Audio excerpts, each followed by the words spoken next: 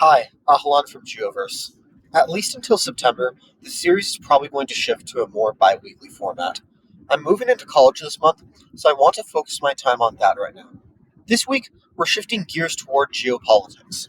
This week's headlines in the news have covered how democracy in many countries struggles to prevail against rising Russian influence, and I thought it would be interesting to explore this phenomenon. Our first headline is the recent coup in Niger.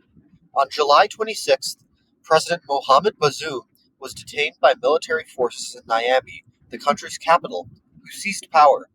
Military coups in Africa have been disturbingly common in recent years, as the CNN graphic on the left shows. Still, Niger's coup has provoked a very strong reaction compared to other incidents for a variety of reasons. Niger's fall would create a massive region in the middle of Africa dominated by military juntas.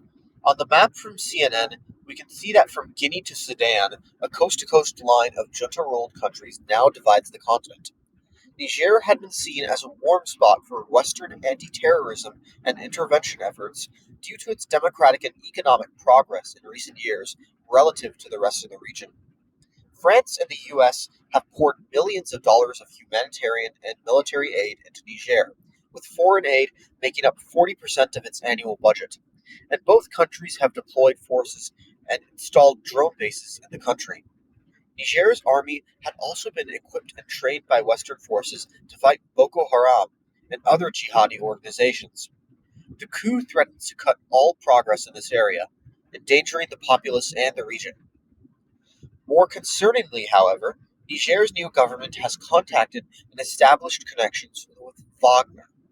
For those who haven't been in tune with the Ukraine war, Wagner is a private military company with close ties to Moscow that has served as an indirect military arm of Russia, especially in Africa recently. After Mali's coup, when French forces were expelled in favor of ties with Wagner, the group was given terrorist designation by the US. Wagner has been instrumental in expanding Russian influence in Africa, maintaining friendly juntas and regimes in order to help Russia access rich natural resource reserves, uranium in the case of Niger, and grow its influence on the world stage. Africa has drifted from the West out of mistrust, and Putin has been keen to seize on pro Russian sentiment across the continent. However, Wagner has also been regularly accused of human rights violations during their operations in Africa. Reports of intimidation and harassment, often violent or sexual, from Wagner troops directed towards civilians and aid workers have consistently sprung from countries where Wagner maintains a presence. For example, looking at Mali and the Central African Republic, Wagner has orchestrated more attacks against civilians by percentage than either state forces or the rebels and terrorists Wagner supposedly hired to fight against. We're going to dive a little bit more into Wagner when we talk about Russia, but what I've covered right now is a pretty good gist of their international presence. Our next headline covers Mongolia, a small Asian country sandwiched between Russia and China. Mongolia, like Niger, is a somewhat bright spot in a region otherwise hostile or cold towards the west. Rich in natural resources, especially minerals used for clean energy technology, Mongolia has been attempting to establish closer ties with the West while maintaining its ties with powerful neighbors, hosting foreign heads of state from France and visiting leaders in China and the United States recently. A bit of background: Mongolia was pretty firmly a communist country for much of the 20th century.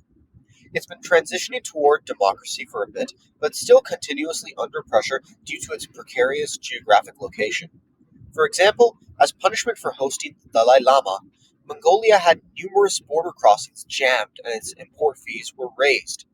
Working with the US, Mongolia is attempting to secure a place on the world stage in the clean energy transition, signing deals with the State Department for initiatives attracting foreign investment, and marketing itself to companies like SpaceX.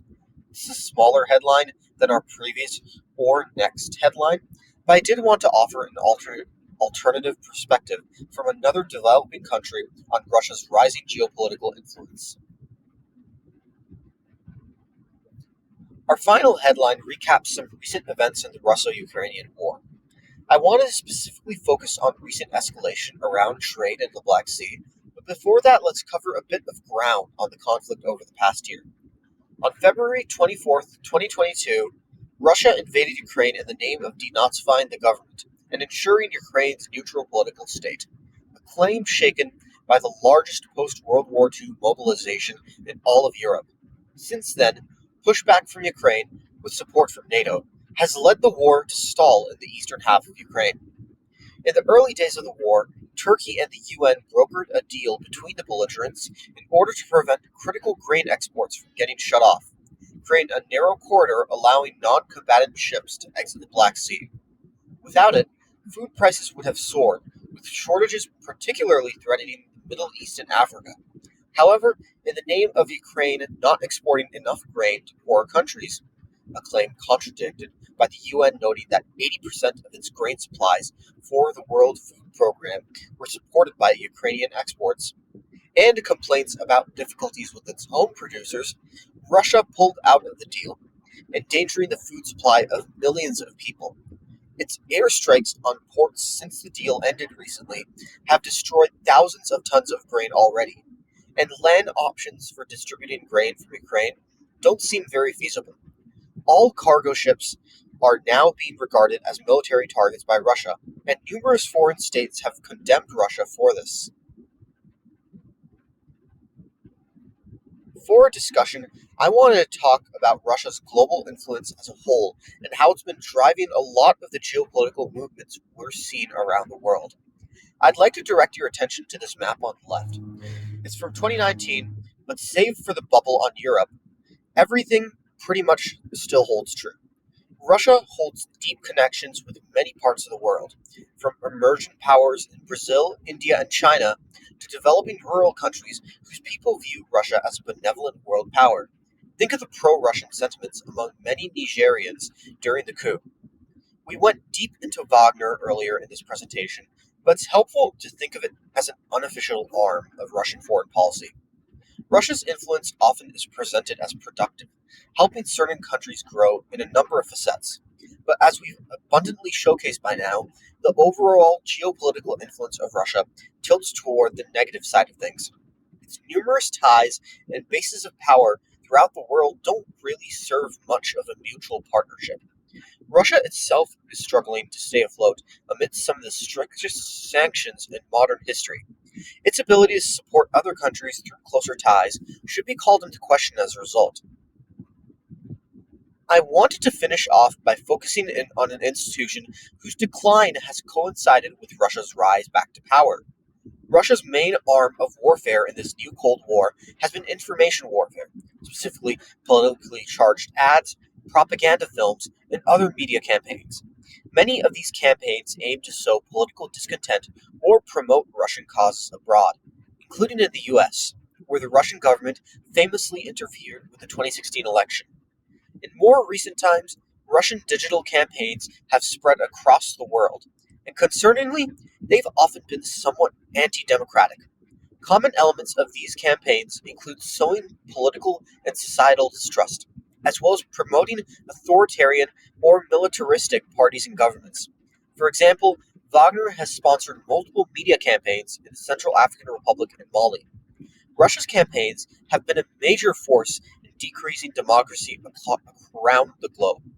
As political polarization increases in democracy and authoritarian leaders gain more favor. Looking at the map on the right, we can see that outside of the US, Europe, Japan, and Australia, very few countries are considered democracies. In fact, currently less than 10% of the world's population lives under what's considered a full democracy. Notice how Niger already ranked pretty low on a global scale before the coup. It's likely only going to plummet further, as many of its other African neighbors already have as a result of the coup. I wanted to note that I wasn't able to find some specific action items for what you can do due to time constraints, but I think some good ideas are donating, especially to humanitarian needs in Niger and Ukraine, and staying engaged with your civic system. Hope things are well. See you around, like and subscribe.